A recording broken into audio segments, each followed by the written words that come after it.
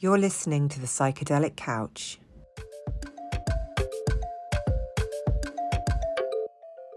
Before we delve into today's episode, which includes conversation around psychedelics, we want to remind our listeners that the use of illicit drugs carries significant risks and legal consequences. Psychedelic substances, including but not limited to LSD, psilocybin, DMT, and MDMA, are classified as illegal in many countries, including here in the UK. The possession, distribution, and consumption of these substances can result in legal penalties, including fines and imprisonment.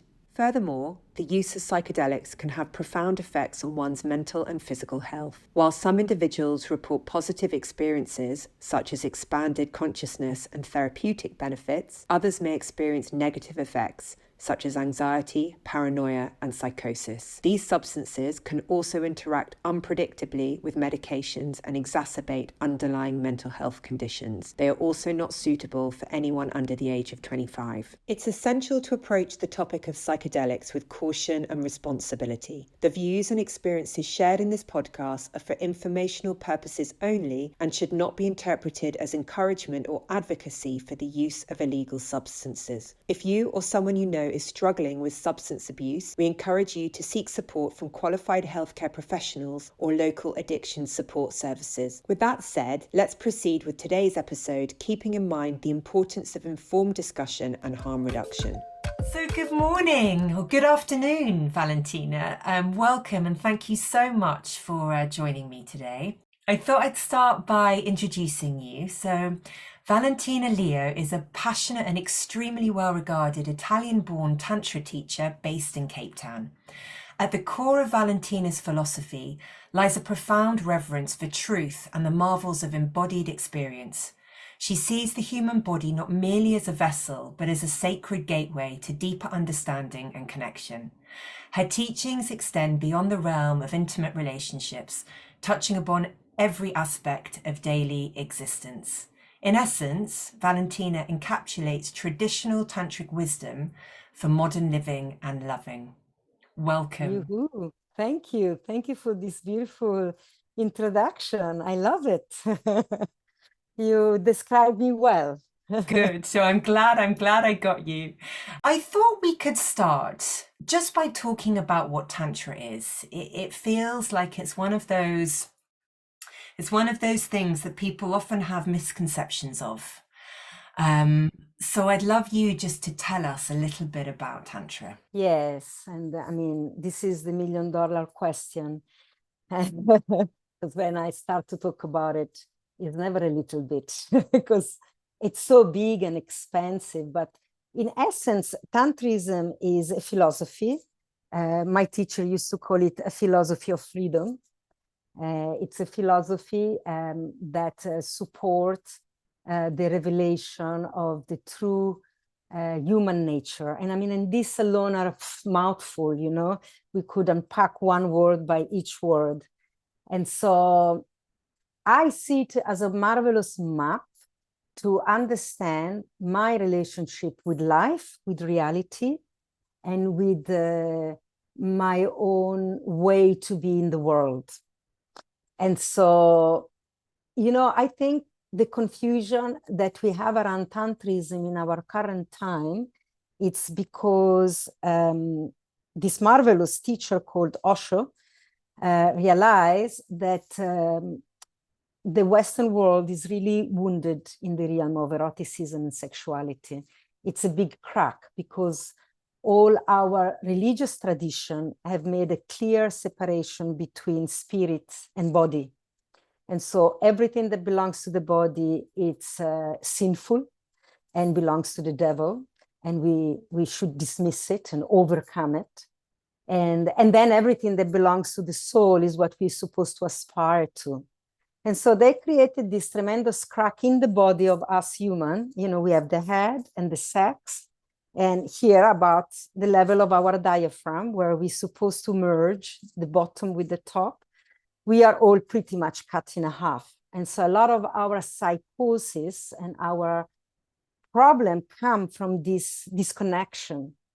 And so Osho started to bring a lot of attention around the realm of eroticism and sexuality, because until we heal this wound and bring connection to this organism that we live in, a spiritual advancement cannot happen.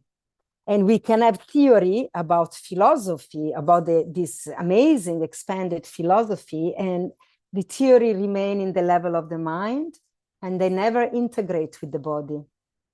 And so, of course, he nailed it. And this is why the Western world responded so well and with a lot of attention to his teaching around sexuality and intimacy and relating. And the problem is that we got stuck there in the understanding of Tantrism. And so now when we say the word Tantra, everybody thinks sex. It's a default. Sexual techniques, sexual practices, and also because the Western world is so drenched in the current of capitalism. So we have to make money out of everything possible. And sex makes a lot of money. And so this tantric philosophy that gives space to sexuality started to become quite consumed, used and consumed. And so it remained attached to the realm of eroticism because also it can be sold much easier than move towards the exploration of spiritual self, which seems like a theme that are more esoteric and they're not for everybody. And so we're going to lose attention. And that's why I feel this is what's happening now with Tantrism. But Tantra really is the understanding of what is your erotic relationship with reality, divinity, and the simplicity of your human life. So in Tantrism, we have no separation between sacred and profane. Everything is sacred. My sexual desire are also sacred. I have them, therefore they are a product of the divine. Therefore they're perfect. They're supposed to be here. Otherwise they wouldn't be here. But this required a developed experience of life to accept all of this and take responsibility for one's own life. And so in Tantrism, actually, sexual practice are advanced practice. In the classical tradition of Tantra, we start by teaching the philosophy and we start to explore your relationship with life, with reality, with consciousness. What is consciousness? How does it move in the world? Which place does it occupy in your life? What does it mean to say consciousness is here, or I am conscious, or I'm elevating my consciousness? All these words have a very clear place in the tantric philosophy. And once we understand this, then we can go into deeper sexual practice. And they become advanced because I know my relationship with my sexuality and my eroticism. And then I can transfer this into the meeting with another. And so Tantra is a big, big umbrella. And it covers the whole level of experience of being a human being. And so sexuality clearly is a big piece, but there is also a big piece on self-responsibility. There is a big piece about understanding the metaphysics of reality. And so the yoga, tantric yoga, it's how I position myself towards existence. The asana posture that we do in Tantra yoga is a posture, is a positioning of my understanding myself towards the events of my life that are happening. What's my posture? It's one of acceptance, it's one of rejection, it's one of meditation, it's one of responding or just being triggered. And so it's big. There is a lot that we can into this. So I'm going to pause here. Yeah, there's so much. Give you some space. Yeah, there's so much there to kind of process and think about. But something that really landed for me in what you were saying is this piece about how maybe we've got stuck on sexuality almost as a reflection of the wounding. Yes. And the piece around kind of capitalism and how it's becomes this kind of money-making system. But in focusing too much on that, we lose the bigger picture, right? We lose this piece about aliveness, that it's a Yes. way to experience ourselves as an alive being, and that sexuality and eroticism is part of that. And I mean, eroticism means of the senses, you know, and we living into this world and we use many senses, including the sense of mystery, you know, our relationship with the invisible. It's a sense also. And unfortunately, we don't use them at the fullness of our capacity because we have a narrative that overtake everything. And capitalism is a big piece because capitalism consume the resources of the planet and consume the human resources to make them into a product that we can sell. So someone is gain and someone is losing. And in tantrism, in the true understanding of reality and in true sexuality, there can't be a winner and a loser. We have to all meet on the same level. It's an absolute exchange. There is no hierarchy, you know, and in tantrism, you always say that when we understand the depth of my own heart, I'm instantly inside the heart of reality. That the art of reality, the metaphysic, how the universe operates, is never separated from how my body and being operate. We are one inside the other. We are in continuous compenetration. But of course, a lot of religious philosophy made us believe that God is greater, is bigger. And so we relate to the divine as little children. And this is politically very useful because then we relate to the world as little children. So we relate to capitalism, to business, to the state of the country as little children. There is always someone that knows better than ourselves. There is always a greater authority that is outside of myself that I need to bow and I need to pay devotion and stay in the not knowing. Either is big God, or is the government, or is the medical industry, or is the educational industry. And of course, so then what the cost is that we give up our sense of personal authority. So Tantra, as a philosophy of freedom, it's invested in educating you about your absolute authority of your experience in this life. You only know what's best for you, and you have to trust yourself to the point of taking big risks, because that's how you serve reality and life at large, because we are not ever separated from one another. So the little voice that holds or screams inside of you for something that you know to be true is the voice of God. There is nothing other than God moving in the world. So often I get this question from my student, you know, how do I know when it's me and my idea and my ego and when it's spirit guiding me? And the answer is, well, what part of you is not God? Yeah, it's a big piece to land. When you think, what is me and what is God? I'm already separating the two. There is me and there is God. And my voice might not be right because it's just me, it's only me. And I have to listen to the voice of God because God is bigger and greater. Now in Tantrism, it's the same thing. It's constantly interwoven. It's in compenetration. It's in continuous lovemaking. Lovemaking is a beautiful image to have because one body is inside the other. Like God is constantly inside me, you, everybody. And so when you start recognizing this split of what is me and what is God is going to dissolve, because you are God. Whatever you want to say in this moment, even if is limited, because you have a limited perception of your reality, yet is God expressing through its limited form that is called Claire, that is called Valentina, but is always divine. And this brings you freedom in your life, that even when you do things that you deem wrong or your society deem wrong, Are they really wrong? Is there even ever wrong and right?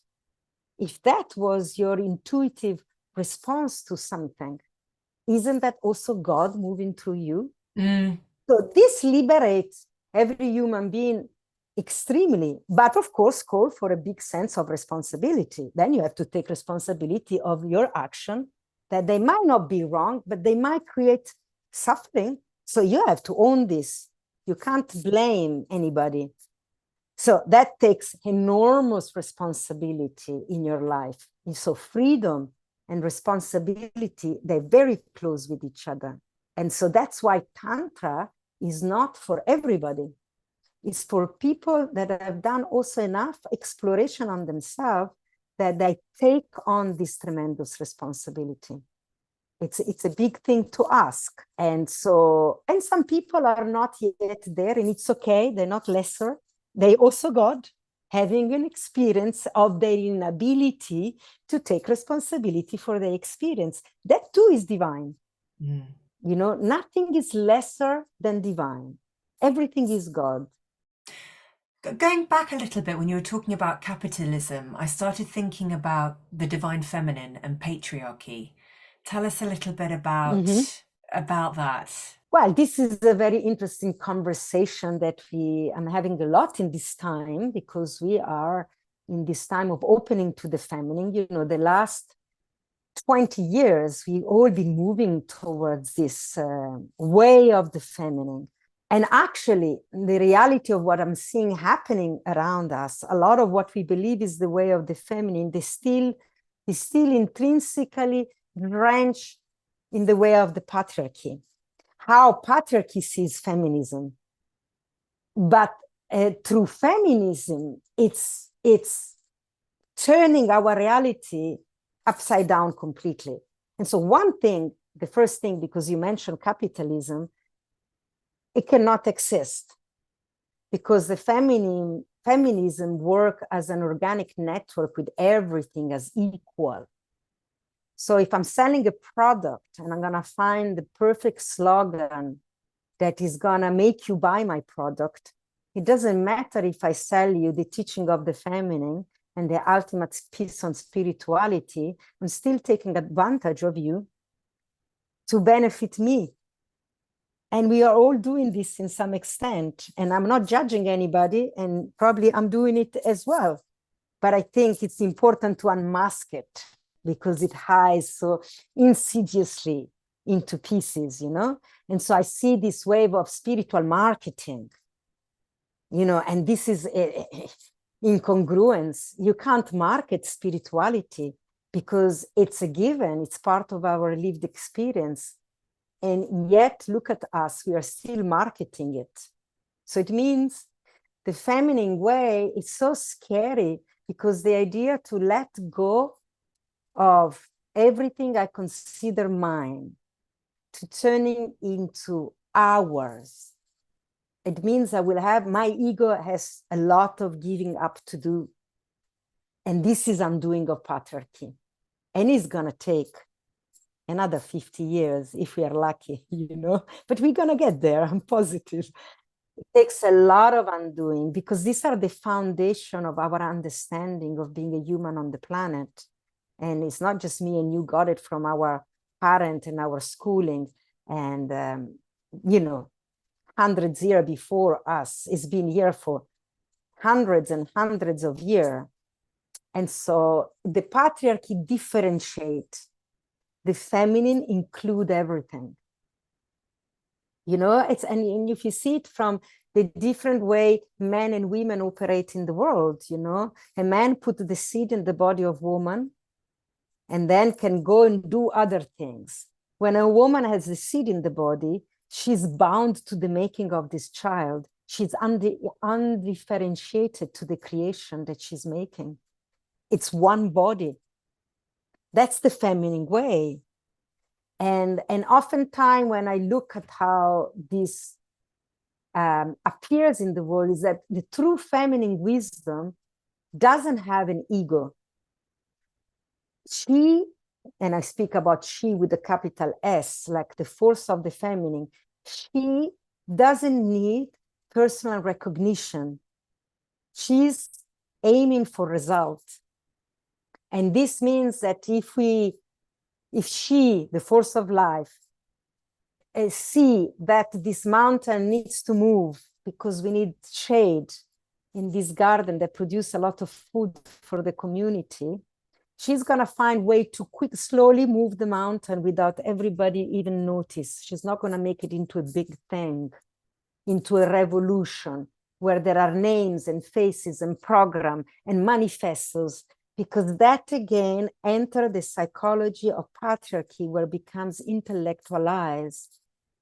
She's gonna move her body in soft ways, and she's gonna tell story where she seduces the dancers, and slowly, all the women with their hips swaying by one movement to the left and one to the right, they push the mountain on the side, and suddenly we had shade where we needed, and the children are being fed. So she's interested in result, not on the modality to get there. And in fact, she's so humble that oftentimes she's even gonna let the men believe that they are doing it, because the majority of men are really good to get things done. That's it. Not to make a decision on what needs to be done, but just to follow instruction on how to do it. And she can even make them believe that it's their idea. So they have more intensity in the doing, and she can really let it go. But the result happen. And the result for the feminine is that life is pursued on the planet, that we are not getting extinct, that life continues on the planet and continues with abundance, with respect, with care, with kindness, as a network for the tree, the ocean, the human being, the young one and the old one. This is the real movement of the feminine. Either we all win or we all losing. Even in Tantrism, this is a very fine quality, because, I teach Tantra and I'm invested to my own freedom and to the freedom of my student. But when we go really deeply, we realize that it's not only my freedom. Because if I'm free alone in an environment that is still in prison, what's the worth of my freedom? It's not real freedom. My freedom alone is never real freedom. Unless we are all free, then we can taste freedom, really taste freedom. So even the pursuit of spiritual awakening and freedom has to be a collective endeavor. If it's just mine, it amounts to my ego that can say, oh, I feel so free. But if I live in a world full of boundaries, where we are bounded, I can't really taste my freedom to the ultimate. Absolutely. I'm thinking, how do you see Tantra as a way to be able to kind of process healing individually and collectively? So the way we see healing from the Tantric perspective is very interesting, because this is a word we use very little. And healing is a default process. It's never the focus of our practice, of our spiritual inquiry. Because every time we name healing, we give power to the wounding. And every time I said, I need healing, what I'm really saying that I am broken. And I keep running the story that I'm broken. And that's endless. And I know this on my own skin. You go from workshop to workshop, there is always deepest healing to do, because the patriarchy is so radicated. I fix something and something else come up, because it has the space to come up. Oh my God, my relationship with my father, my relationship with my mother, my relationship with my sexuality, my miss, it's a continuous healing. And then I saw me, and I see many of my students and colleagues and friends become a frenzy for healing. And what we are actually giving power to is this idea that runs parallel with healing, that I am broken, that I'm not good enough, that I need to better myself and fix myself. And we call this self-harming. It's a very subtle way to self-harm myself, because the conversation I'm having with myself is that I cannot accept myself as I am. There's something intrinsically fucked up. Yeah. Or that you're coming from a state where you're lacking the wholeness rather than the assumption that Yes. you're already whole, that you're already God, that you're already Yes. everything. Yes. So in tantric practice, we do practices that connects you to that quality of feeling included into reality. That's why I speak about the relationship with reality. And I know can sound just a beautiful sentence, and what does it actually means? It means this. It means we doing practices where I start to come closer to the aspect in myself that are already whole. They are always whole. They are complete. They can never be broken. And that's the aspect of my divinity. The places where I understand through the philosophy and through the practice that everything is already divine. So even my brokenness, it's an experience of God, of consciousness, experiencing brokenness through me. It's valid. We say it's still Devi dancing. Devi dances through life. And even when there is war, Devi is dancing the experience of loss and sorrow and despair. They're also very valid experience of being human on the planet. Yes, they're heartbreaking and gut-wrenching, yes. And yet they exist. If they exist, it's because God desired them in this dimension. And it's not for my ego to make decision, this is better than that. No, everything is valid. Because when we deny the difficult experience, our capacity to feel bliss, which we could call to be fully healed, is also impossible. We have no capacity to feel. We can't feel the extent of wholeness and totality and be one with God, because it's easy to say it, but when this comes as an experience in your body, your nervous system can fry very easily. You have no capacity to stretch, because love can explode your heart. You need to be able to hold such an intensity, because to feel divinity in your body, it means your ego die. Everything you think you are gets crumbled in the fire of truth. And that feels like tremendous loss and pain. And it's a mourning, it's deep grief. When you're able to feel all of that, then you can move to the extent of this absolute unboundness, freedom, and spaciousness. That's what we call healing. It's remembering everything you are. When you remember everything you are and you really align with them, you don't just tell yourself a story, but you can feel it and enter it with your body in the totality, then all the part of you that were hooked into a broken story, which we called wounding, will dissolve, because that story cannot survive any longer when you have the experience of being total. And so this is how we keep, at least this is what I do with my student. I keep focusing on practices that reminds you, even if there's only a little bit inside of you that is whole, we start from there and we enter that part of you and we expand from there. We call this Shaivat practice. We're leaning on the aspect of Shiva, pure consciousness. We're not looking at the practice of de-armoring the body from your healing and fixing you from the problem, which are very valid. Eh? I'm not taking them away. These are just different perspective, you know? And for some people, starting from the wound is really important and valid. And that's why I'm saying Tantra is not for everybody, and it's not for really beginner, because you need to have the capacity to take responsibility for your experience. And if you're still operating from a victim state, because you've been a victim of some very strong event in your life, you have to make peace with that. You have to go step by step. And if you go straight into expensive tantric practice, you could lose the plot and fry your nervous system, because your nervous system is frozen from your experience, and you need to defrost it slowly and slowly. So when you're able to enter the practice of Tantra, then we start from the expansion.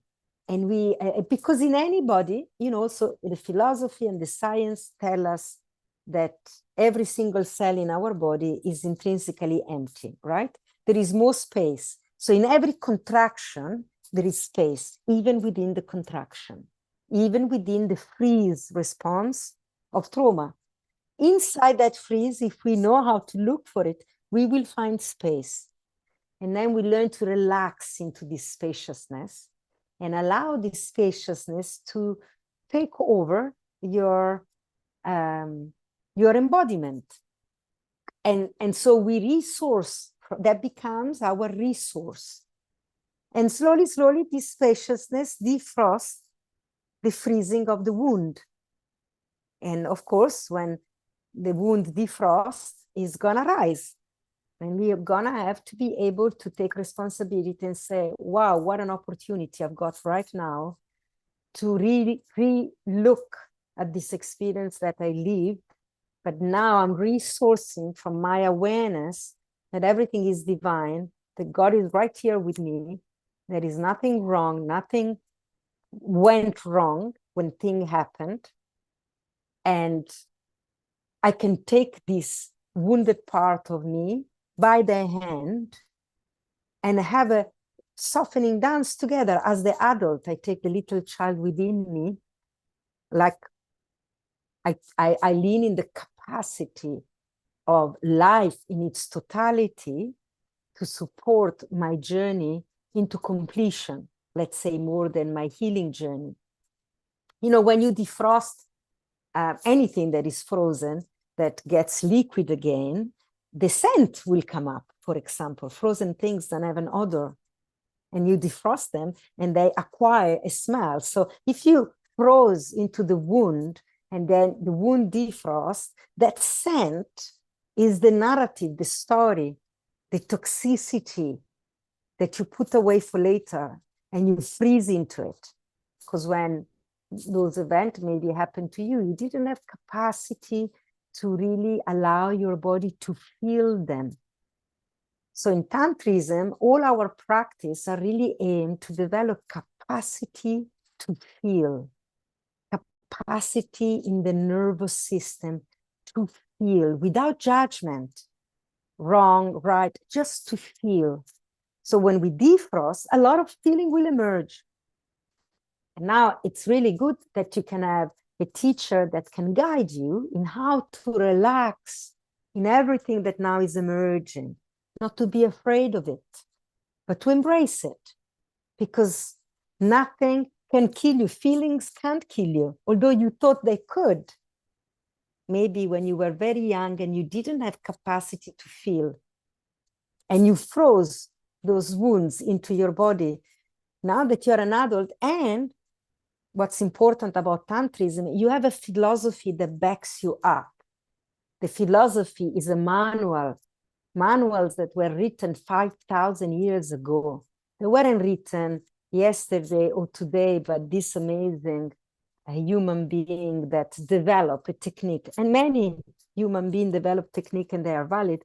And they all a repeat of what is already in the original tantric text. And what gives me his power to this teaching for me is that the nature of being human hasn't changed for thousands of years. That's amazing. Our lifestyles have changed radically 5,000 years ago to now. And yet the essence of being human is the same because these teachings are still valid.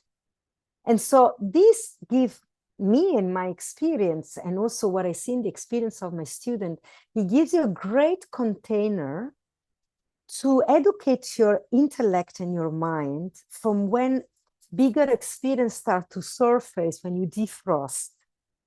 And now you don't run off in tangent with this big feeling, because what happened when they're so big and you don't have big capacity to feel, the mind is going to come in and it's going to start to pack them into another narrative, into another story. And often it was your fault, was my fault, it's all my fault, I did wrong, or it's your fault. It has to do some blaming because we are unable to feel. And so the mind it's going to produce a story. So you go into the intellect and you don't have to feel it in the body. And again, we freeze. It's another freeze. We leave the body. So the tantric philosophy has this tremendous strength when you lean into it, when you really let it land in your being, when all the story come up, you have a new story that suddenly tell you is no one's fault because there are no faults in life. It's like saying the divine that is supreme and perfect made a mistake by putting me in the wrong situation at the wrong time. Is there any situation that is intrinsically wrong? Is there? No. If I lean onto a divine that is perfect, for me, I was born and raised Catholic. I'm Italian, and so there is this split in the mind that the divine is so perfect. It's got all the essence of perfection, created us so imperfect.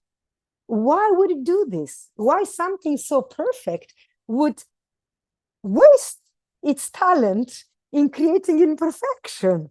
It's bizarre. It doesn't make sense, and created imperfection in order to nail it and hammer it with the lesson of life, to punish it all the time. Why would a perfect being do that? Perfection is like when you listen to music that is perfect, it expands your being. Perfection in tantric term, when we translate the word bliss, for example, we say the divine is an embodiment of bliss, is not an erotic high. We translate it with harmony, harmonious joy, where we just go, where we feel we belong and we feel connected. That's what we call divine and perfect. And so if a being like this exists and has created us, the creation can only be an expression of that perfection. That's what in Tantrism we get repeated over and over and over in the text. They constantly take you back to this simplicity. And so although I perceive myself as being imperfect, that's also part of the perfection of the divine design. Shiva decided to have an experience of being limited just because he wanted to experience everything. And so our limit becomes also the joy of living in a body on the planet. Because when we find expansion, it's the experience of finding yourself again, it's ecstatic. And so the narrative in the tantric text, it makes it into a story that is accessible. Shiva was so bored of this ultimate, imbibed, ongoing, perfect, harmonious joy that decided to play a game and hide itself into the world of form, to spend its life to look for himself again. And by finding itself, have this experience of ecstatic joy, of remembering and coming home again. So our journey towards the totality of ourselves, is a divine journey designed by God. So to come back where we started, my journey towards healing, it's a spiritual journey. It's perfect as it is. And so instead, when we look at the healing like there is a problem, that's where the problem is. We're creating a problem. And we know that people that think of themselves as sick, they will be sick forever. And there is an identity. They start to build an identity on being not good enough, not healthy enough, not intelligent enough, not beautiful enough. And hinders their potential into a celebration of their life. For example, I'm short. I could have fought this all my life, or I can embrace it. Yeah, I'm a really short human being.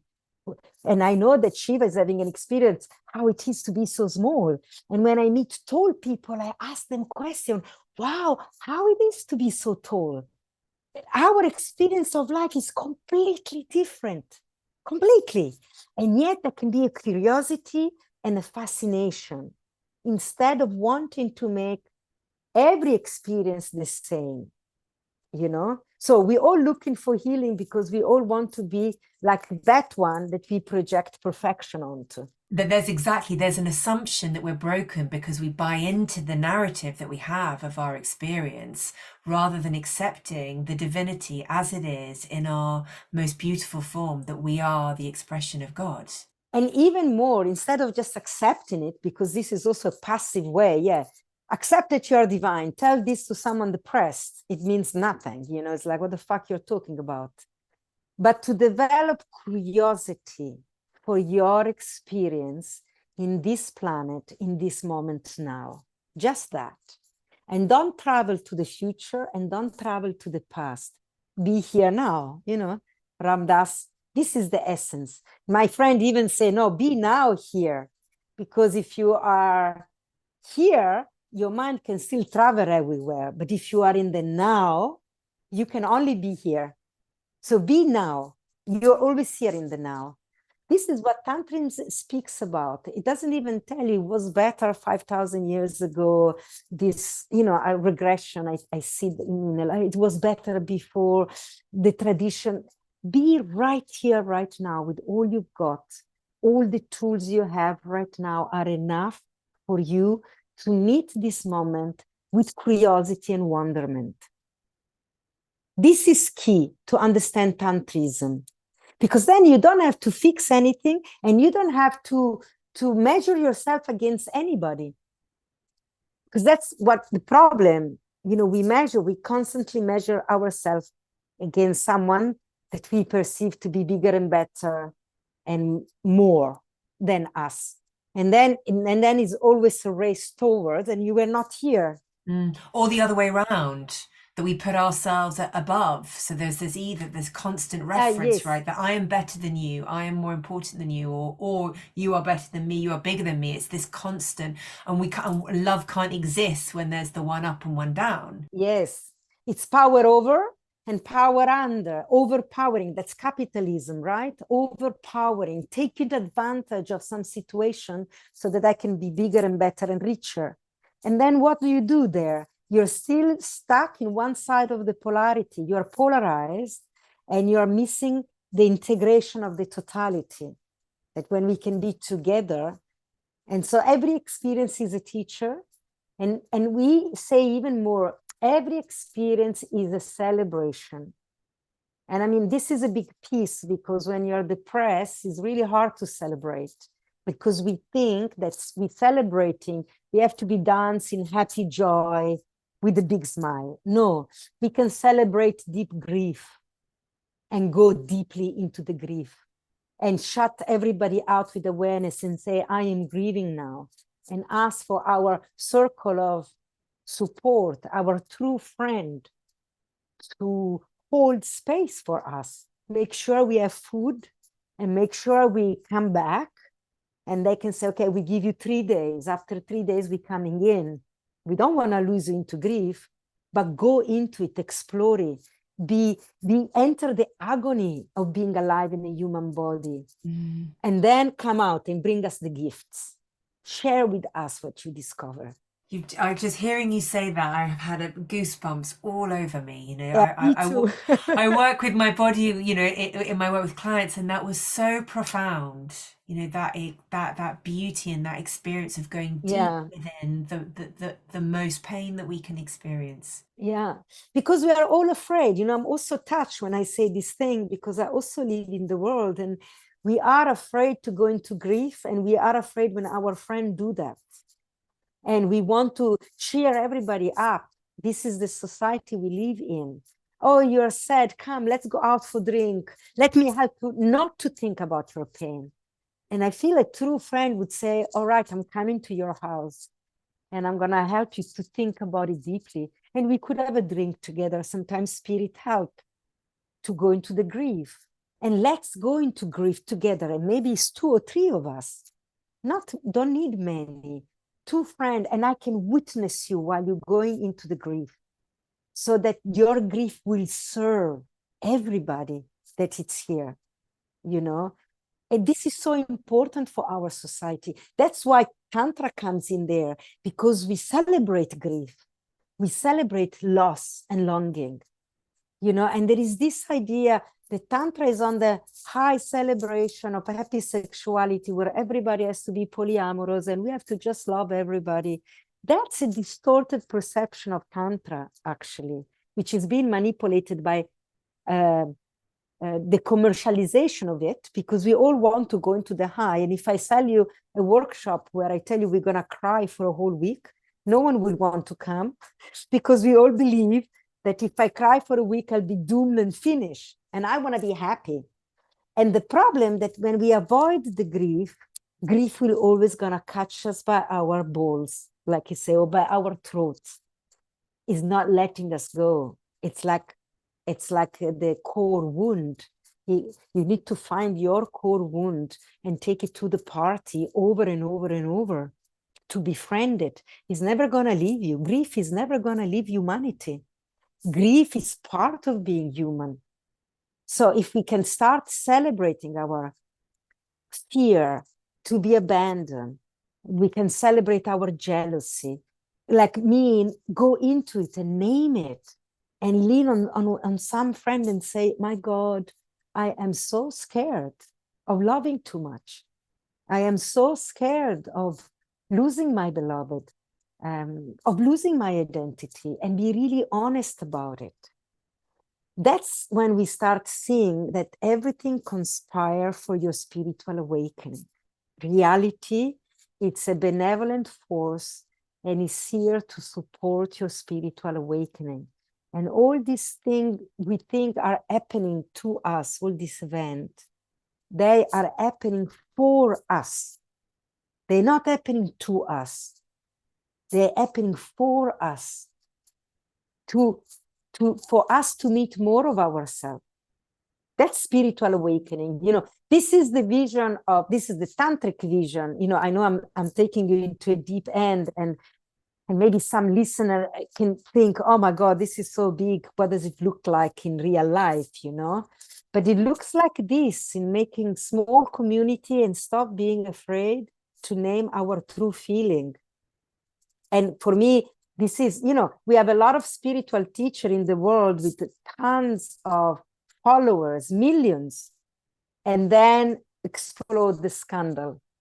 Often is a sex scandal. Yeah. It's because they are humans. And if they just want to show you their perfection, where are they hiding the imperfection? Somewhere they must hide it. Because if they're true human being, they have to have it. They have to have it. Otherwise, they couldn't live on this dimension. This is the dimension of duality. So they also have fear of loss and fear of abandonment and maybe insecurity around their sexuality. And so those comes out distorted and covert because they selling their appearance as uber spiritual being that don't need the body. And guess what? The body is going to come up with sexual desire to remind them, hello, you've got me. I'm the most spiritual aspect of your being. You know, take care of me. And I have desire. I have sexual desire because this is the only way life can ensure his continuity.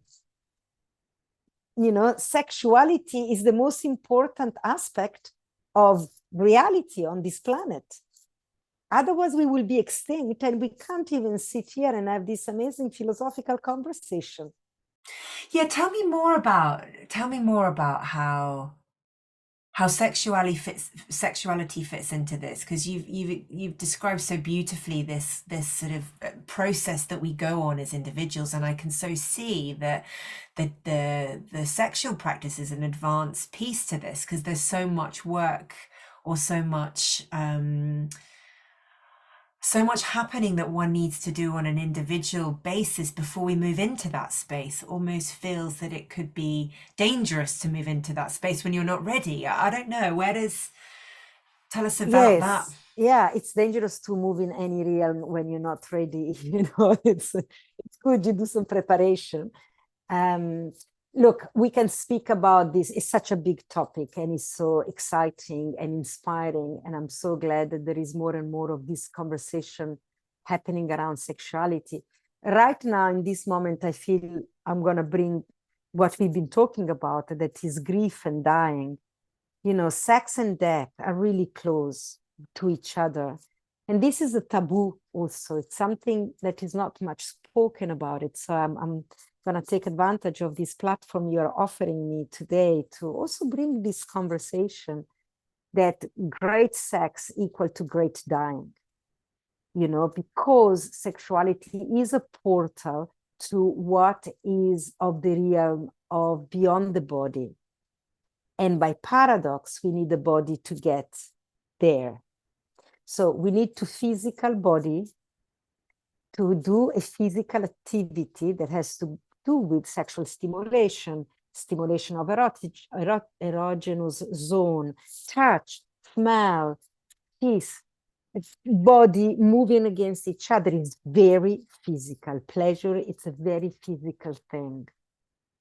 And then if you're able to really enter pleasure with totality, without any taboo, without any limit, without any shame and guilt that comes from education and social structure and belief system, if you are able to let all of that go and enter into the realm of pleasure as a portal and really enter in the sensation of that, then you go beyond the body.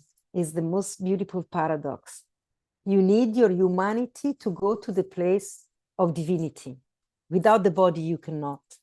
Without the body is a bypass.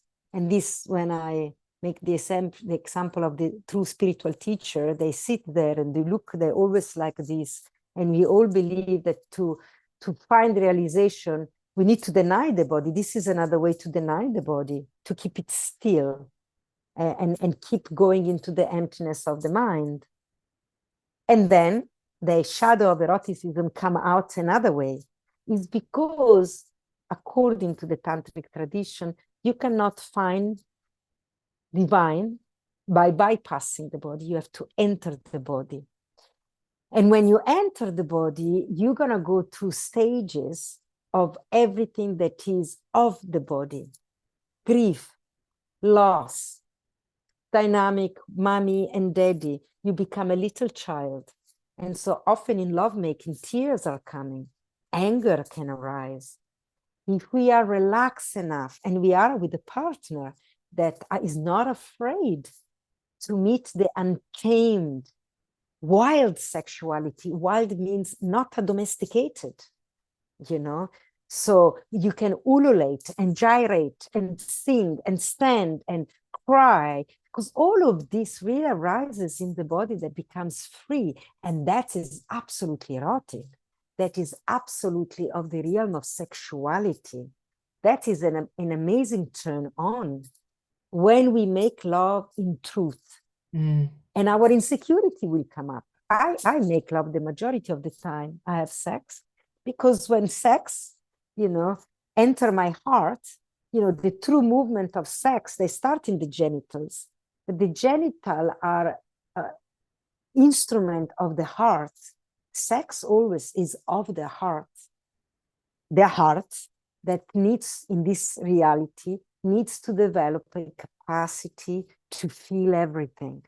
So it uses the genital to feel into the world.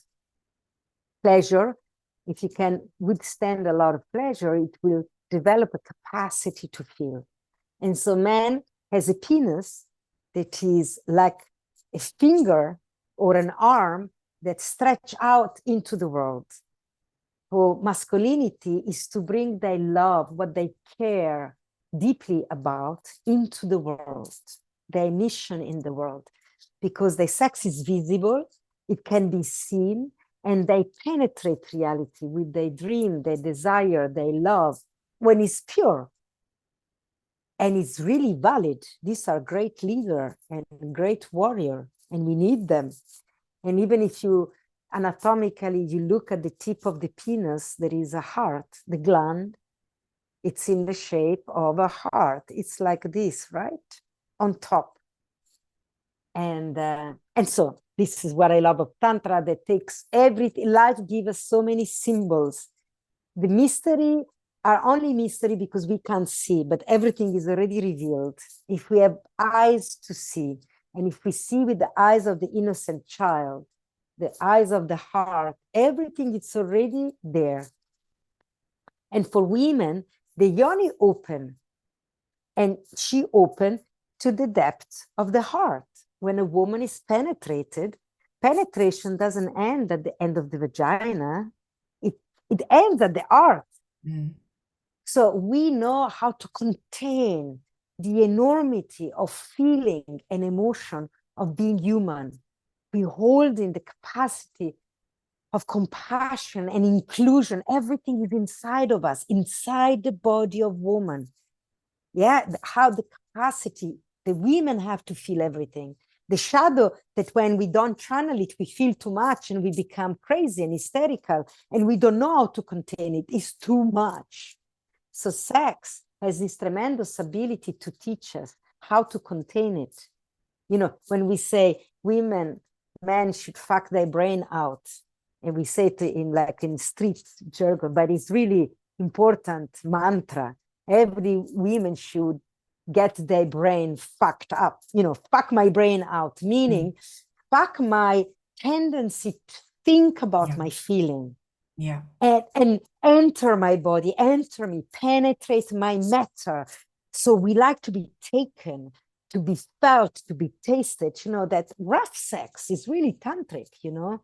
The difference between ravishing, which every woman loves, and raping, which every woman dread, is the capacity of the other person, the ravisher or the rapist, to be in their heart.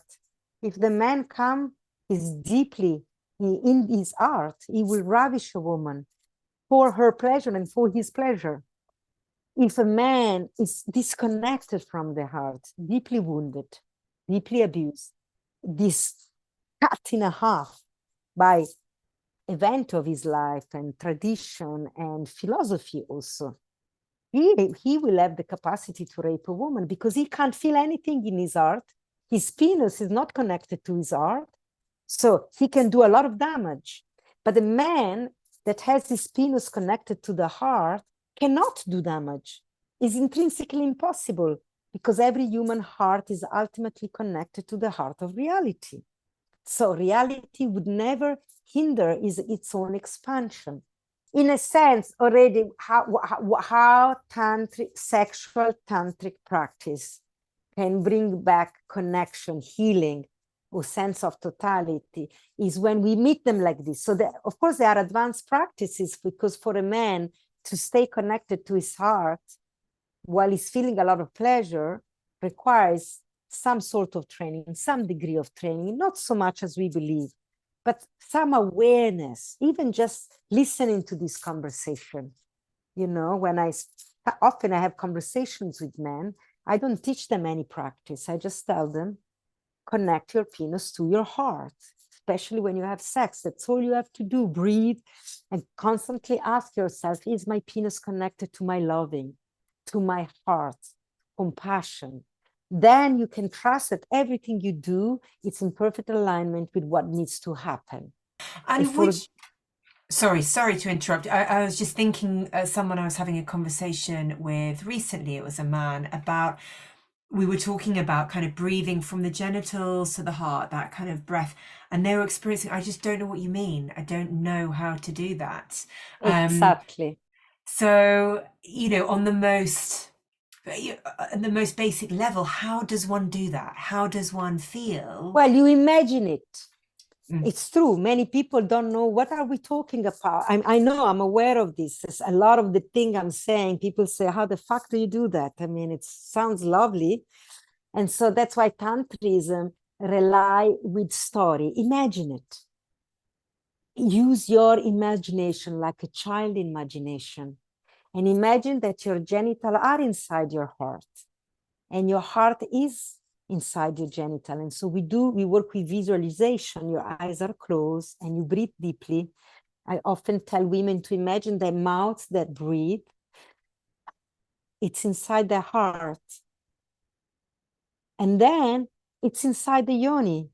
The yoni is another mouth we call labia, lips, the vaginal lips. It's so simple. There are lips. These lips, this is a yoni, turns around. If I open like this. So the connection is already there. And so we imagine it. I don't teach technique any longer. I expand the power of the imagination. If you imagine it in your mind, it becomes real. And slowly, slowly, you're going to start to feel it and to have sensation about it, you know?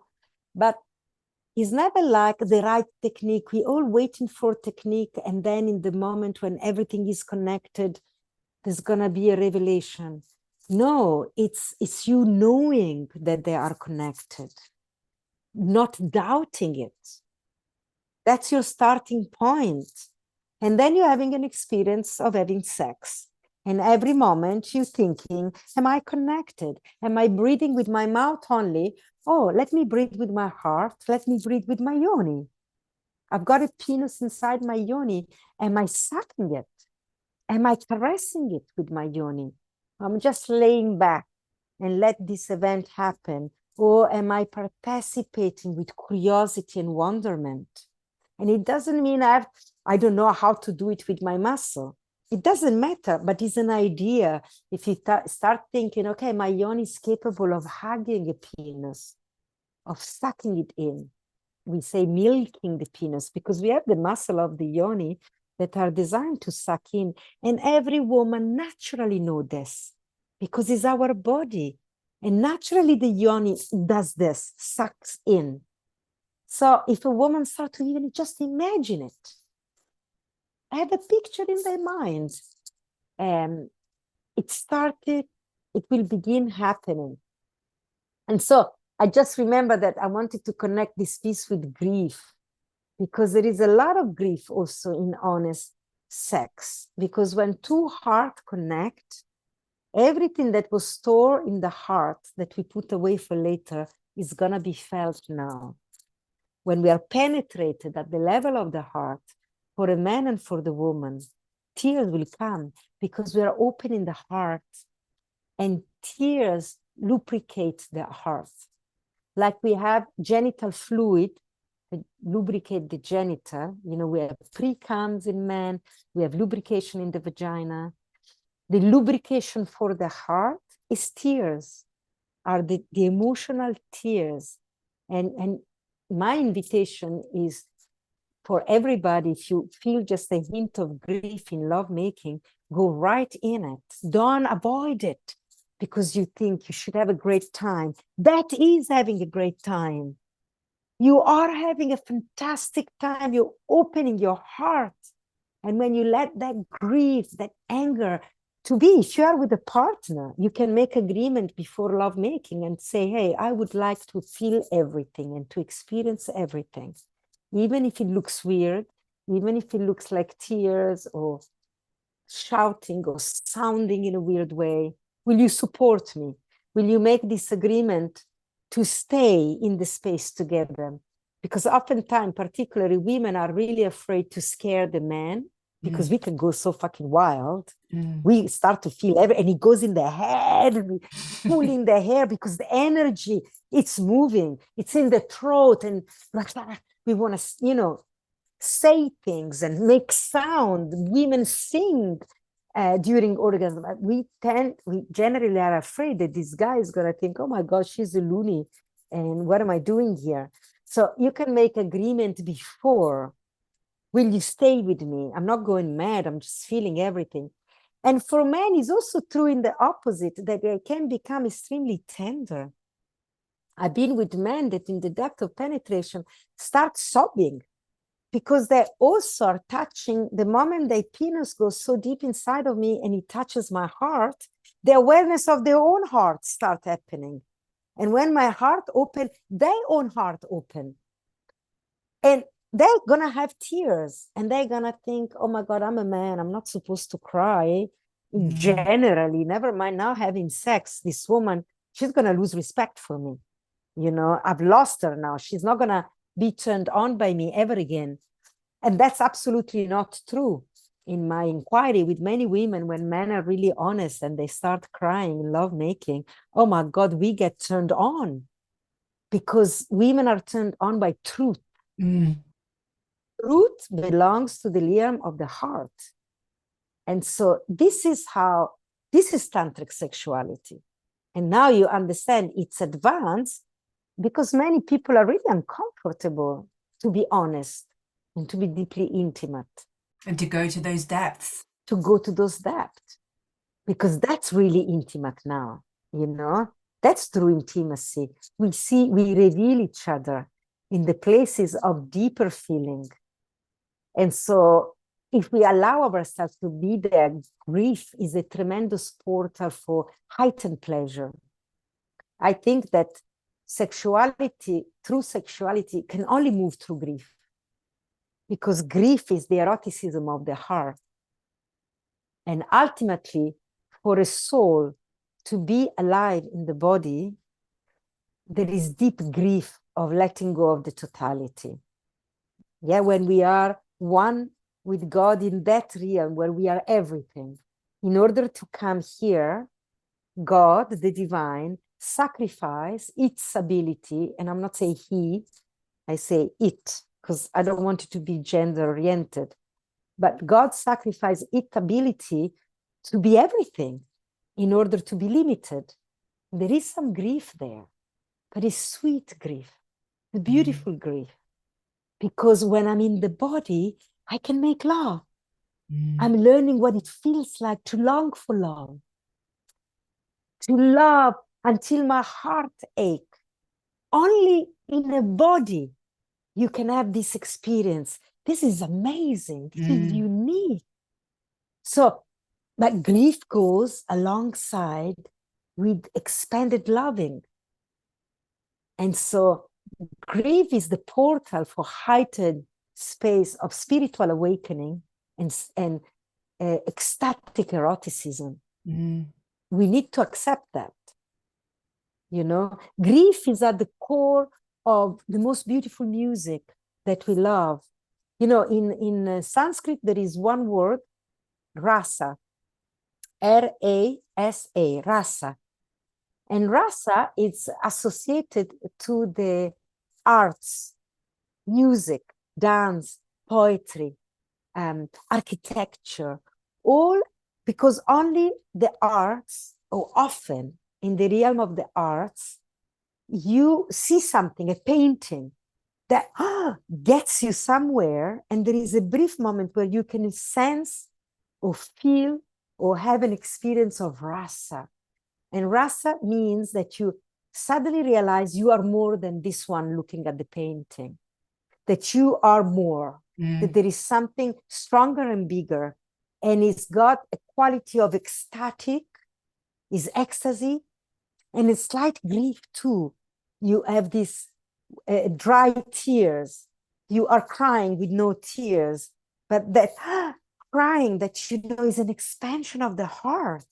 And it can happen by watching a dance movement, or someone reciting poetry, or watching a movie, reading a book. Those moments where your emotion, you almost going overwhelmed. And it contains this tremendous ecstatic expansion. It has beauty and a hint of grief. It's so beautiful that you want to cry. Yeah, it's so beautiful. I need to cry about it, because tears lubricate the heart that expand, like the yoni that opens in sex. This is the eroticism of life. Grief lubricates the expansion of your capacity to feel more. And so they go hand in hand. Death, dying, in order to understand living. That grief will give you an insight on how it is to be alive. Wow. So much there. Let me pause here. Wow. Is it called Eros and Thalamus? What is it called? The the love grief thing, or love death? I have no names. I just simply call it love and grief. Grief, yeah. love and grief. I mean, and if you want to look at the archetypal of Greek mythology or Roman, you will find this story, because this is natural movement of life. Yeah, and they sit closely. They sit so closely together. They are intertwined. They are in constant love making. This is why sex is also a beautiful symbol for Tantrism, because this is where also there is a lot of I mean, that's what Osho saw the sign very clear.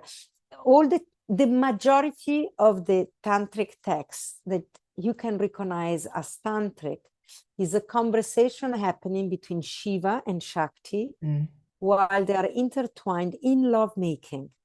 She sits on his lap. So they are in lovemaking. They are compenetrating each other.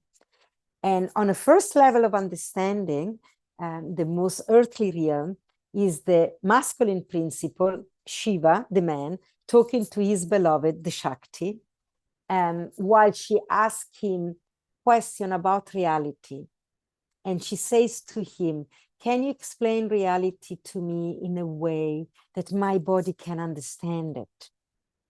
And the answer is already given by the setting of the scene. If you have to set it as a cinematic sequence, you would put them on top of the mountain, because I mean, archetypally, they're on top of Mount Kailash. So they are at the peak of realization. And during their lovemaking, the whole of reality is created. And she's asking me, how can I understand the mystery of reality, but tell me in a way that I don't have to understand it in the brain, that I understand it through the body.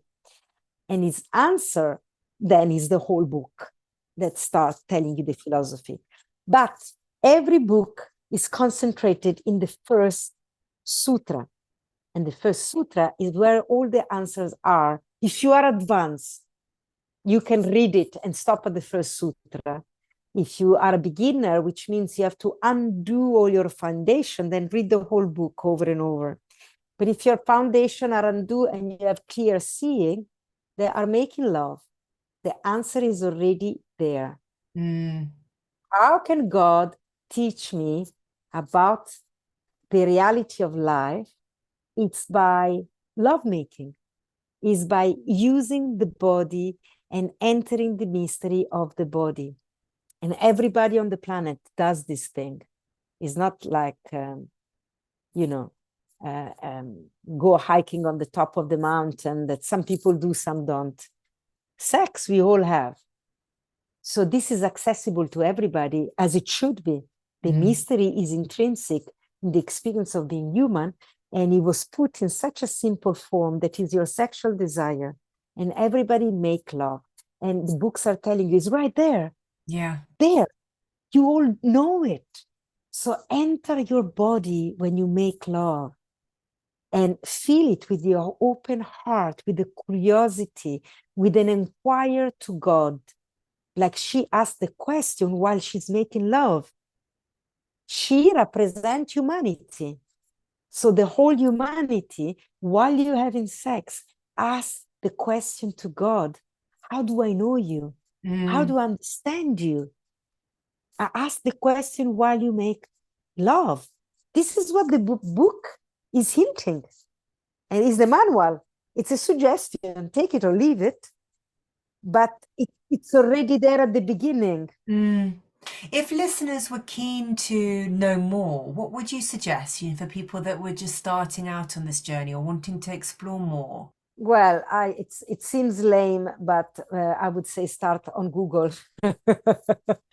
It is the oracle of our day, and so let's accept it also, because every teacher is going to have different way to open portal. Every teacher is a guide that open different door, and I think every human being has a resonance that is unique to them, and they will resonate with certain teacher and maybe not so much with other. It doesn't mean that I like this tantra or that tantra.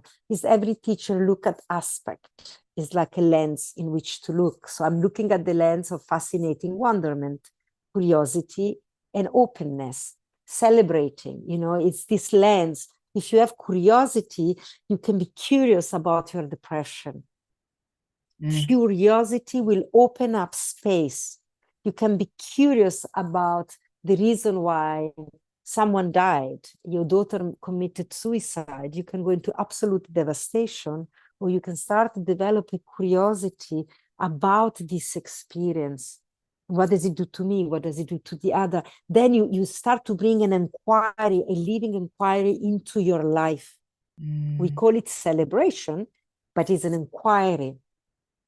And so I would say start with Google and see who's out there and what they do. And don't respond with your head, but let your heart be touched. Let your sex respond. You know, oh, you've been erotically aroused by this teacher or that teacher. There's an energy also in your genital that gets activated. Good. This is a sign. You know, genitals are antennas that guides you into this earthly reality, you know, and your heart takes direction from the heart of reality and uses the genital as outlet. So genitals have absolute wisdom when they're connected. And so I would say follow the teacher that arouse you spiritually. We call this spiritual arousal, that your quest for God is exciting in your body. It's not a duty. It's not something that has to be heavy and difficult. And this is old school. You know, this is how we study religious in the past, because it's important. We associate importance with boredom and fatigue. And Tantra associate learning as an act of love and love making.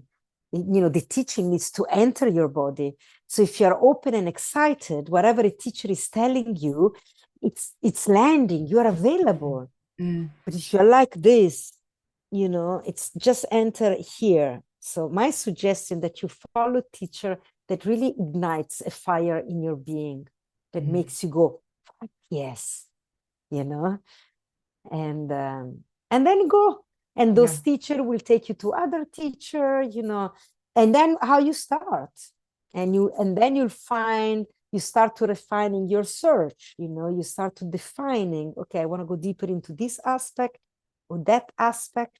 Because as I say, Tantra is like the multidimensionality of our existence. And there are so many ways to enter it.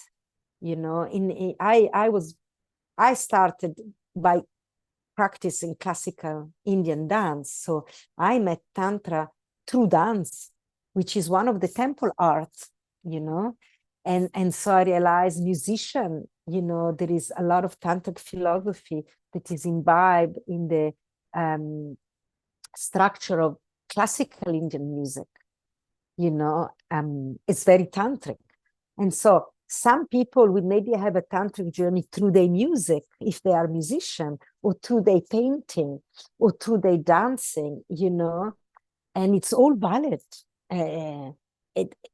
For me, is to bring the aliveness of Tantra into everybody's life. And lovemaking is another art, you know. It's like we are the artist and the object of our art, and our lovemaking it's art. Is the art of the heart. I still define myself as an artist before I say I'm a tantric. Because to be an artist of life, artists are curious. That's the seed. Artists, in whatever craft they do, choose one thing, do it well. And to do one thing well means be an artist of it. Be curious. That's beautiful. Let it fascinate you. Let it consume you. Either is writing a book or planting, gardening, you know, and then you become a tantric already. And then find a teacher that can help you, maybe reading the now I'm having a retreat coming up in June where I teach the text, and then we go into practice of touch work, advanced touch work, like love making with the cosmos. So we study with the intellect in the morning, and then we bring this knowledge into the body, into the membrane of the body, and we experience it as a connection with another. So we do partner practice. And then we learn it. This is through learning. Then we know it in the body, not because I told you, not because teacher told me this is like this. No, either you know it in your body or you haven't learned it until you learn that you can say, I know in my membrane. Then we just repeating, we mimicking. This is patriarchy. The teaching of patriarchy, where we're learning by the intellect, and we maybe don't know it for real, but this PhD said this, and I'm writing another PhD, so I'm gonna have to take on the theory, and I make the assumption is true, and I take it further, but we never go and actually challenge it. And experience it viscerally, yeah. Yeah, and make it mine. Because patriarchy taught us, oh no, they are the PhD, academia acknowledge the experience. So we start with that this is true. And how can you build your true knowing if you haven't challenged what is true? You know, and so this is the feminine way to use your body as an antenna for truth. And also to find a teacher. If your body opens and relaxes, then the truth is moving you. Arousal is truth. When the truth enters me, we all go, I was feeling, oh my God, something happened. I don't know what, you know, but it means the truth is landing in your heart. And if we have to force it, then maybe this is not the teacher that can match your temperament and your level of awakening in this moment, you know. And then as you change, you know, you change teacher and you move on. Valentina, is there a question that you'd like me to ask? Oh, I feel, no, I wish what's alive in me is that I maybe wished to ask me more question. As I warned you at the beginning that you open a door and I ran into tangent because probably you could feel it. It aroused me. I feel so excited to speak about certain things. And Tantra is my love, is my beloved, is my long life quest. And for me, it's always so alive. And when I speak about Tantra, my body comes alive. And it's a love making. Sometimes I can't stop it. It's like a wild horse. So right now I feel, oh, I wonder if I spoke too much, if I went too far out, if I've been too philosophical, and maybe you needed something more practical. No, I mean, I think you told us, because I wanted to reference the experience that I had with a gentleman that said, I just can't feel, I don't feel the heart, I don't know what you mean, kind of heart and genitals, I just can't feel. There was sort of a lack of interoception. I think what you're saying is using visual imagery really helps just to allow someone to really have that visceral experience, which then helps to connect. And it's a practice, right? The more you practice that, the more it becomes embodied and it becomes an easier experience for the person to grasp. Yes. And sometimes, so this is true, because, you know, there are many polarity that can exist at one time because we are different. A lot of the time when people tell me I can't feel, that's already the feeling. So I tell them, well, feel the numbness. My heart is numb. I can't feel. Well, you're feeling numbness. If you can say my heart is numb or I'm feeling frozen, I can't feel anything, I'm frozen. Okay, that's a feeling. To be frozen. Enter that. Close your eyes. Describe to me, what does it look like being frozen? Has it got a color? Show me with the gesture in your body. And then everybody has answer. I notice in my practice, you know, they can tell me exactly, oh, it feels sharp. Oh, it feels like gray. Oh, it looks like this. It looks like this. It's got sharp point. Oh, it's a solid center. All of this, it's giving a language to sensation. And a lot of the time, I think also we don't have emotional intelligence. We don't know how to name it.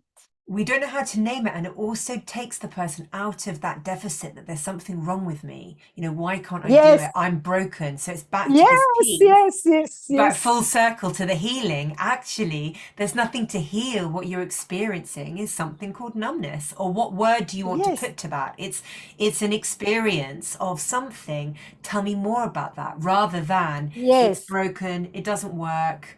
Or again with pain, right? Clients that are experiencing pain, it's a sensation. Well, tell me about that yeah, sensation, or move into that, rather than appraising it as a certain way. yeah, yeah.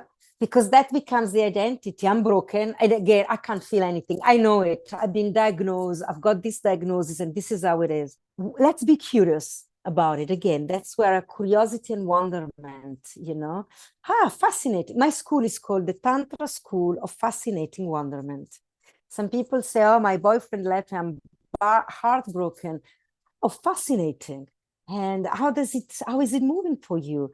All my ideas are out of the window.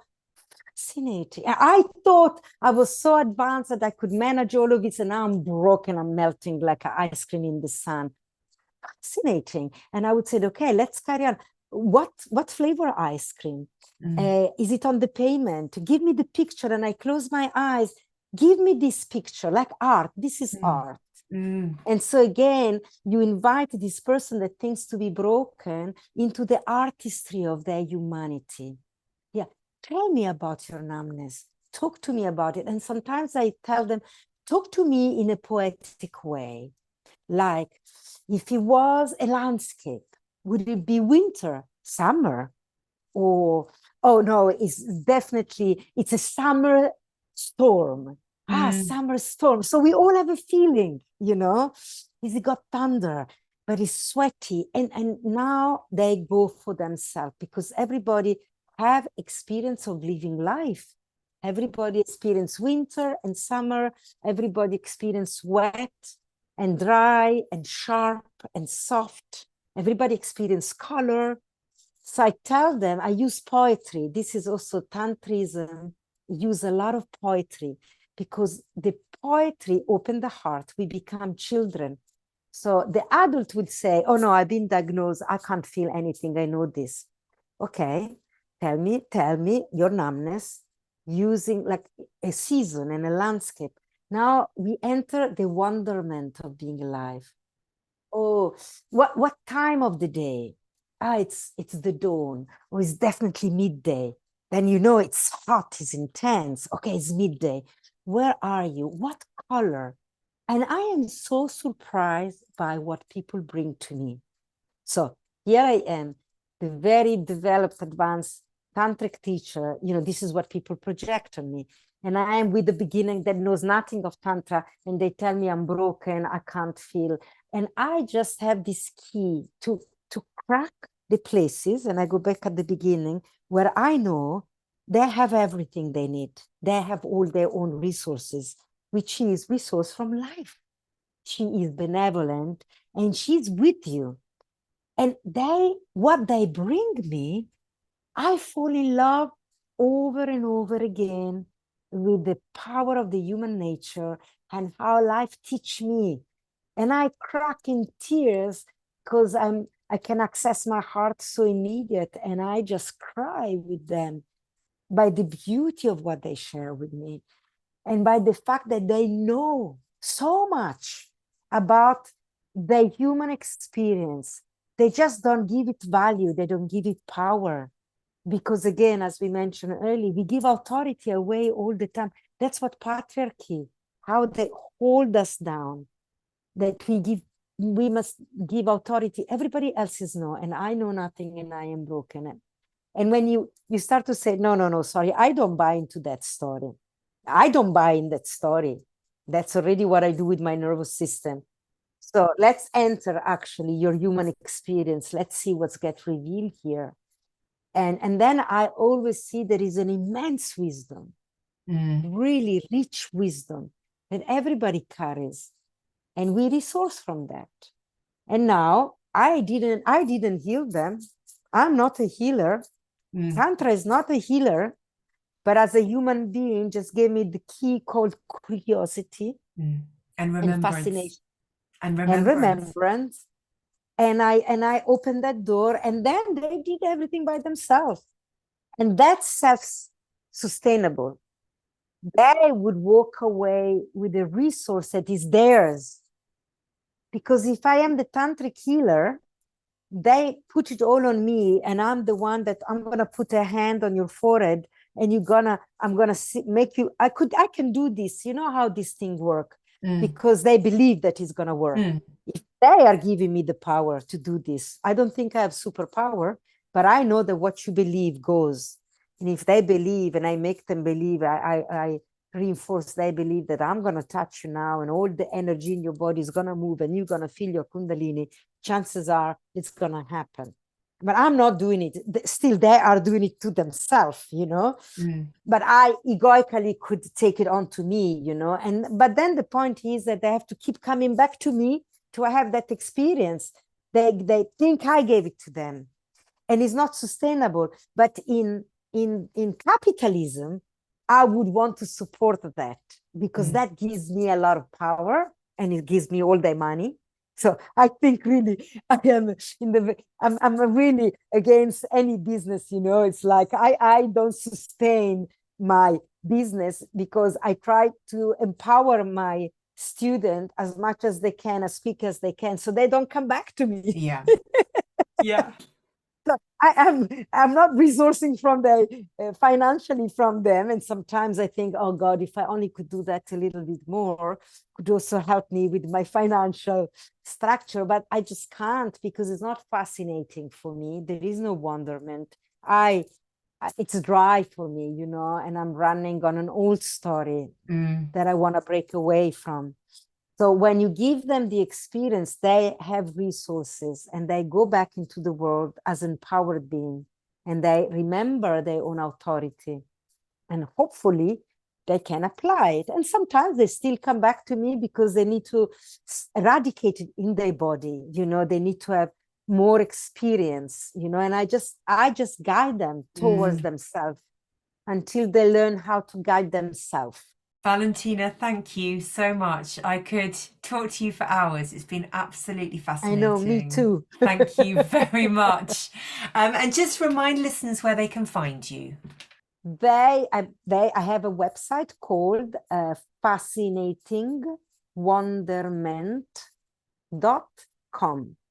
And there is everything about me, my courses, in person, online, contact. Also on Instagram is Tantra School, Fascinating Wonder. But there is a link on the website also. So on the there is with links to my social media. Thank you for giving me this space to air out and give breath and voice this tradition, which is a song, really. It's, for me, it's an act of creativity, you know. That's Tantra. You know, I go back to your first question, because when you first asked me the question, you know, it's really difficult to give an expansive answer, you know, because we're coming from the intellect. And I hope that by the end of this, you have more insight of what Tantra really is. And Tantra is alive. It lives in the practitioner. It lives in my body. If your body is moved by what I say, and you're going to start move it into your life, now Tantra lives through you. Tantra needs bodies to be alive. It's intrinsic within humanity. That's what I love about it. It's not just a book. The book is just a book. If there isn't a human that reads it and move it, it's nothing. So the human experience is really important. Amazing. Thank you so much. So also I want to give you grace and send a lot of blessing to your project, this podcast project. Thank you for being, I feel very honored that you breaking the ice together, that this has been the baptism of your project. So may it quiver and vibrate the tantric erotic understanding of reality. It brings you a lot of pleasure in your life, and a lot of growth for yourself and for everybody that is involved. Thank you so much. And Valentina, hopefully our paths will cross at some point in Cape Town. I come quite often. My husband's South African, so we kind of travel, and so maybe one day I'll see you in South I hope Africa. so. I shall hope so. If you are here in November, we have a big gathering of women in the wild. It's called the Red Retreat. Oh, We wow. gather 50, 60 women in outdoor in nature by the Breda River near Swellendam. Yeah. Really beautiful. So come to Turkey in June. Oh, Come wow. to Turkey. That is a beautiful retreat. It's called Divine Initiation. That's what I mentioned, where we teach, I take the text and then we take them into practice, and we practice in the amazing. ocean. We're gonna go for hiking to, there is an abandoned ghost village. We're gonna go do the Tandava there. So it's very integrated with living. Yeah. But I really like to bring the philosophy, because many people are really intimidated by the tantric philosophy. They think it's old knowledge and it's so hard to understand. It's not true. I want to demystify that.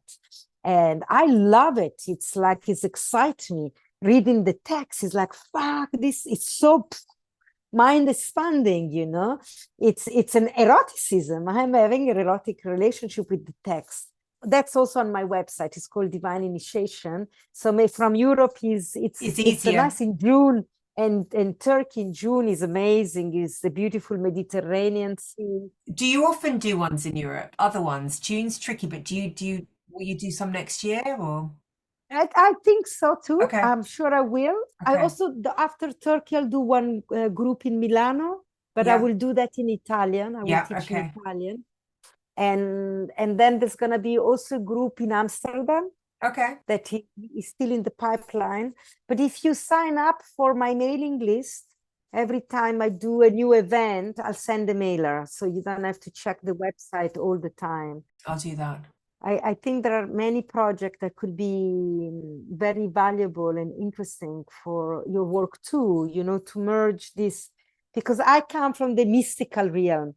You know, you come from the clinical realm, but I feel there is a point of interception here that is so beautiful and really powerful, because you have an outreach that I can't have. You know, I'm too far out. But I think there is a lot of value to bring this teaching in that, because the simplicity, it's so immediate. And people respond really well because it's the manual, you know. Yeah, it's that's our my manual hope. of being human. Yeah. So let's see. Yeah, thank you so much. Yeah, and I'll sign up, and our paths will cross. Thank you so much for your time, Thank Valentina, you. and we'll speak Blessings. soon. Thank you. Bye. Yeah. You've been listening to The Psychedelic Couch. For more episodes, please follow me on Spotify, Apple Music, or wherever you get your podcasts, and find me on Instagram at The Psychedelic Couch and at Claire Faulkner Therapy, where I will be keeping you up to date on the latest episodes and information surrounding all things therapy, psychedelics, and expanded states.